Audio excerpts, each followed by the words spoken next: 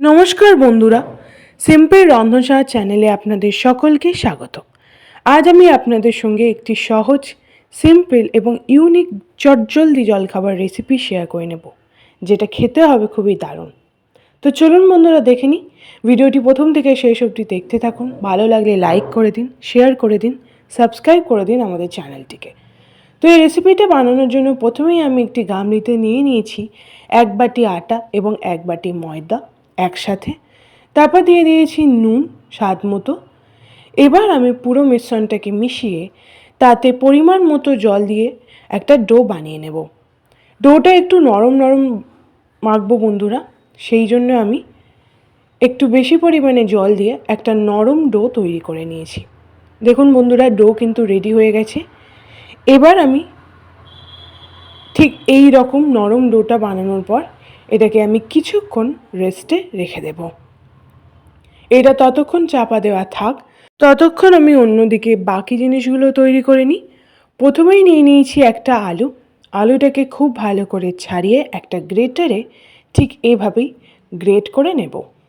আলুটাকে খুব ভালো করে গ্রেট করে নিতে হবে। তবে আপনারা চাইলে কিন্তু এখানে সিদ্ধ আলুও ব্যবহার করতে পারেন, তবে আমি এখানে গ্রেট করা আলুই দিয়েছি। আপনারাও কিন্তু ঠিক এইভাবেই করবেন। তো আমি এখানে 2টো আলু নিয়েছি মোট।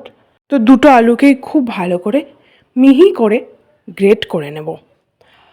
আলু গ্রেট করা হয়ে গেছে। এবার এই উষ্ণ গরম নুন জলে আমি আলুটাকে ভিজিয়ে দেব, তাতে কিন্তু আলুতে আর লাল লাল দাগ হবে না। অন্যদিকে আমি ফুলকপি নিয়েছি। একটা বড় ফুলকপিকে ঠিক এইভাবেই ছোট ছোট করে কুচি কুচি করে ভেঙে নেব, বা আপনারা কেটেও নিতে পারেন। তো এভাবেই কিন্তু ফুলকপিটা নিয়ে নিচ্ছি। দেখুন বন্ধুরা, ঠিক এই সাইজেরই হবে। আলুটা গ্রেট করে দিয়েছি, তাই ফুলকপির টুকরোগুলো কিন্তু একদম ছোট ছোট হতে হবে। এবং তার সাথে নিয়ে নিচ্ছি 2-3টে কাঁচা পাকা লঙ্কা কুচি। এবার আমি একটা মিশ্রণ তৈরি করে নেব। তার জন্য আমি প্রথমেই নিয়ে নিয়েছি জল ঝরানো গ্রেট করা আলু। তাতে দিয়ে দিলাম কাঁচা লঙ্কা কুচি, আদা কুচি 100 গ্রাম। এবার দিয়ে দেব ফুলকপি কুচি। এবং আগে থেকে সয়াবিনটাকে ভিজিয়ে রেখেছিলাম প্রায় 1 ঘন্টা। সেই সয়াবিনটা একটা মিক্সারে নিয়ে একটা গ্রাইন্ডিং করে নেব। এটাকে একটু গ্রেট করে নেব, বা গ্রেট করা সয়াবিনটাকেও নিয়ে নিতে পারি। দেখুন বন্ধুরা, এটা কিন্তু পেস্ট হয়নি। জলটা কিন্তু কম পরিমাণে দেবেন, তাহলেই কিন্তু সয়াবিনটা পেস্ট হবে না, এটা একটু ভাঙা ভাঙা অবস্থায় আসবে।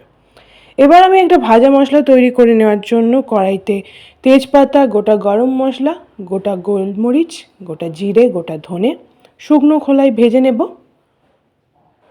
এটাকে একটু মিডিয়াম থেকে হাই ফ্লেমে 2 থেকে 3 মিনিট ভেজে নিলাম। এবং তারপরে দিয়ে দিলাম শুকনো লঙ্কা। শুকনো লঙ্কা দেওয়ার পরেও এটাকে ভেজে নেব। এবার আমি এই পুরো ভাজাটাকে একটা গুঁড়ো তৈরি করে নেব। আলু এবং কাঁচা লঙ্কার সাথে দিয়ে দিলাম সয়াবিন পেস্ট। সয়াবিন পেস্ট দেওয়ার পর এরপর আমি দিয়ে দেব ভাজা মশলা, যেটা আমি এক্ষুনি বানালাম বাড়িতে ঘরোয়া মশলা। তারপরে দিলাম নুন 1/2 চামচ, স্বাদ মতো নুন দিতে হবে বন্ধুরা। তারপরে দিয়ে দিলাম গোলমরিচ গুঁড়ো, চিনি স্বাদ মতো, যাতে ব্যালেন্সটা ঠিকঠাক হয়। এরপর আমি পুরো মিশ্রণটাকে খুব ভালো করে মিশিয়ে নেব। আপনারা চাইলে কিন্তু এতে পনিরও দিতে পারেন, তাতে কিন্তু টেস্টটা আরও ভালো হবে। তবে আমি এখানে পনির ব্যবহার করছি না। একদম ঘরে থাকা উপকরণগুলো দিয়েই আমি আজকের এই জলখাবারটা বানাবো। তো পুরো মিশ্রণটাকে খুব ভালো করে মিশিয়ে নিয়েছি এবং ওপর থেকে 2 থেকে 3 চামচ সাদা তেল এবং লেবুর রস দিয়ে দেব, তাতে কিন্তু টেস্টটাও ভালো হবে এবং এই পুরটা বাইন্ডিংটাও ভালো হবে। তো ময়দা থেকে লেচি কেটে নিয়েছি, যে ময়দা এবং আটার ডোটা বানিয়েছিলাম। এবার লেচিটাকে খুব ভালো করে বেলে নেব। একটু বড় করে বেলতে হবে আর একটু লম্বাটে করে বেলতে হবে। দেখুন বন্ধুরা, ঠিক এইভাবেই একটা সাইজে করে নিয়েছি, একটা শেপ করে নিয়েছি। এবার আমি পুরটা দিয়ে ঠিক মাঝ বরাবর পুরটাকে ভর্তি করে দিয়েছি। এবার একটি কানা এইভাবে গোল গোল করে রোল করে নেব। দেখুন বন্ধুরা, খুব ভালো করে কিন্তু এটা রোলটা হয়ে গেছে।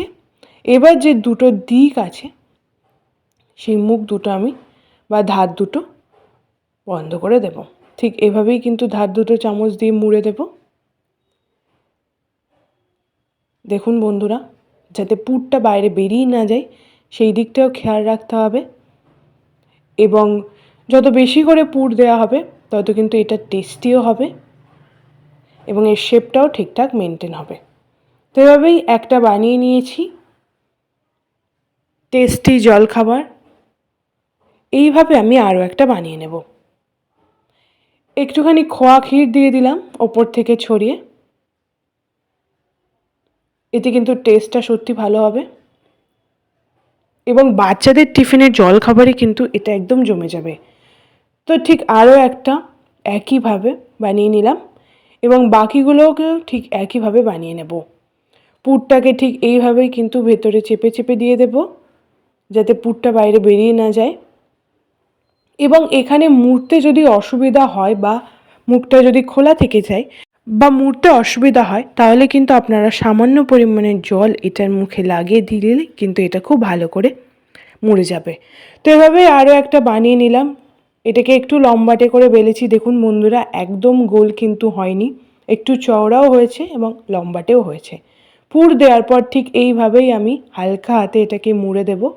ঠিক রোলের মতো করে মুড়ে নিতে হবে।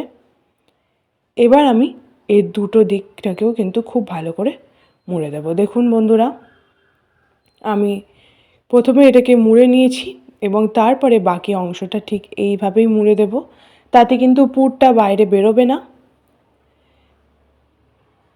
এবং ঠিকঠাকভাবেই হবে। এবং আপনারা চাইলে কিন্তু এখানে জল বা তেল দিয়েও মুখটা মুড়তে পারেন, তাহলেও কিন্তু মুড়ে যাবে। সবগুলো কিন্তু একে একে রেডি হয়ে গেছে। এবার আমি এগুলোকে ভেজে নেব। তার জন্য কড়াইতে দিয়ে দিলাম পরিমাণ মতো সাদা তেল। তেলটা একটু গরম হবে, তবে খুব বেশি গরম হবে না। ঠিক এইভাবেই কিন্তু তেলটাকে গরম করে একে একে আমি এবার দিয়ে দেব। দেখুন বন্ধুরা, হাই ফ্লেমে তেলটাকে খুব ভালো করে গরম করে নিয়েছি। এবার আমি মিডিয়াম আঁচে এই পুরো রান্নাটা করে নেব, যাতে এটা পুড়ে না যায়। তবে 2 থেকে 3 মিনিট মিডিয়াম আঁচে এটাকে কুক করে নেওয়ার পর আমি এবার উল্টো দিকটাও ঠিক একইভাবে ভেজে নেব। মিডিয়াম থেকে লো ফ্লেমে কিন্তু পুরো জিনিসটা করতে হবে, তাতে কিন্তু পুর এবং ময়দা সেটাও কিন্তু ঠিকঠাকভাবে সিদ্ধ হয়ে যাবে এবং কাঁচা থাকবে না। সবগুলোকে উল্টে দিয়েছি। এটাকে এবার একটু ভেজে নিতে হবে। মিডিয়াম আছে, এটাকে খুব ভালো করে ভেজে নেব। দেখুন বন্ধুরা, একটু বাদামি বাদামি রং হয়ে এসছে। ঠিক এইভাবেই কিন্তু পুরো রান্নাটা করতে হবে, এটা খুব বেশি পুড়ে যাবে না। ঠিক এইভাবেই মিডিয়াম আছে 3 থেকে 4 মিনিট উল্টো দিকটাকেও ভেজে নিয়েছি। দেখুন বন্ধুরা, দুটো দিকের কালার কিন্তু প্রায় সমান হয়ে গেছে। এবার আমি এটাকে সার্ভ করে নেব টমেটো সসের সাথে। সেই জন্য এবার এটাকে একটা প্লেটে নিয়ে নিয়েছি এবং সেখানে এই ক্রিসপি ইউনিক স্ন্যাক্সটা তুলে নেব। বাকি দুটোও বানিয়ে নিলাম। খুব সহজেই বাড়িতে থাকা সবজি এবং উপকরণ দিয়ে এই রেসিপিটা আপনারা বানিয়ে নিন এবং খুব সহজেই কিন্তু এই চিপস ফ্রাইটা আপনারা বানিয়ে নিতে পারবেন, যেটা বাচ্চাদের টিফিনে বা জলখাবারে একদম জমে যাবে।